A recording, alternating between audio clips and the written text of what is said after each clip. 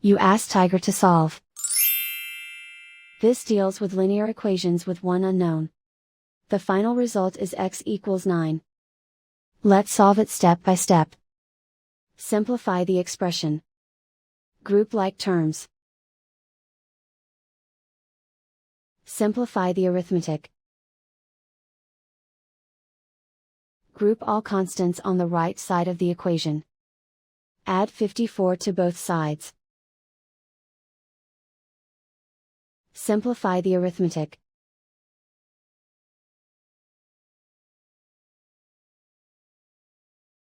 Isolate the x. Divide both sides by 6. Simplify the fraction. Find the greatest common factor of the numerator and denominator. Factor out and cancel the greatest common factor. And so the final result is x equals 9.